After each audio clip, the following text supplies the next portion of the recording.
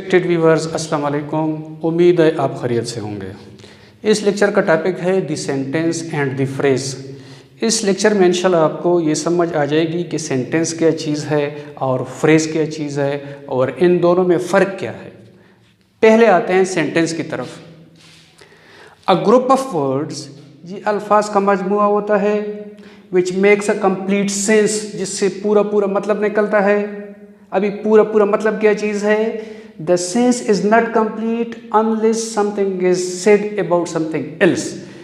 जब तक किसी चीज़ के बारे में कोई बात न कही जाए तब तक वो सेंस कंप्लीट नहीं होता, तब तक पूरा पूरा मतलब अल्फाज के मजमूए से नहीं निकलता।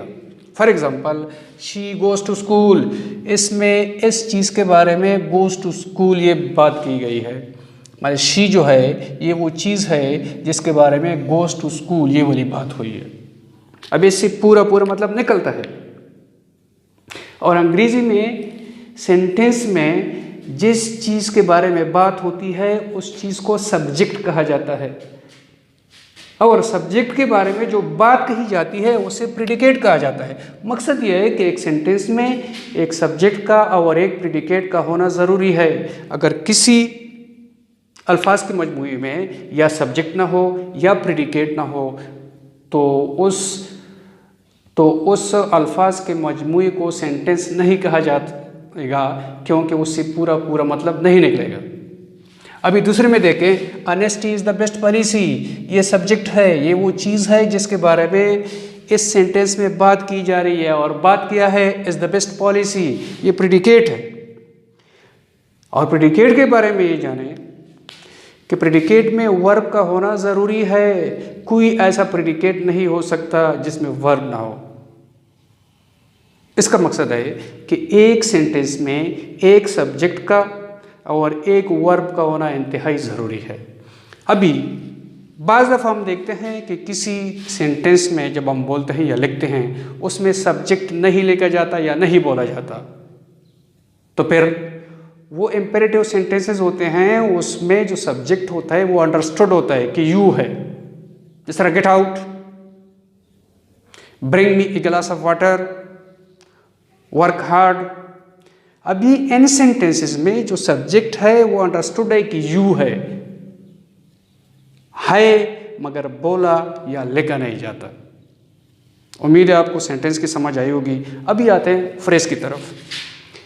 A group of words which make sense but not a complete sense। Phrase अल्फाज का ऐसा मजमूआ है जिससे कुछ ना कुछ मतलब तो निकलता हो, बेमानी ना हो मगर मतलब पूरा ना हो। For example, on the table, इससे कुछ ना कुछ मतलब निकलता है मगर पूरी बात की समझ नहीं आती।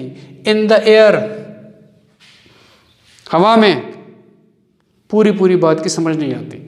ठीक है, अब भी अगर इसको हम ये कर दें कि टेबल दी आन, तो ये फिर फ्रेज नहीं होगा, क्योंकि इससे कुछ सेंस निकलता ही नहीं है। इसमें कुछ ना कुछ सेंस है मगर सेंस पूरा नहीं है, इसमें भी कुछ ना कुछ सेंस है मगर सेंस पूरा नहीं है।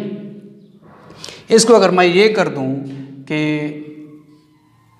इन एयर दी, ये अल्फाज का मजमूआ है मगर इससे कुछ सेंस निकलता ही नहीं है, तो समरी ये है कि सेंटेंस अल्फाज के ऐसे मजमूए को बोलते हैं जिसमें सब्जेक्ट भी हो, प्रेडिकेट भी हो। मकसद है कि अल्फाज का ऐसा मजमूआ जिससे पूरा पूरा मतलब निकलता हो। फ्रेज अल्फाज का ऐसा मजमूआ होता है जिससे कुछ सेंस तो बनता हो, कुछ ना कुछ मतलब तो जिससे निकलता हो मगर सेंस कंप्लीट ना हो। एग्जाम्पल्स आपके सामने हैं, उम्मीद है आपको समझ आई होगी। अगर लेक्चर पसंद आया हो तो प्लीज़ मेरे चैनल को सब्सक्राइब कीजिएगा।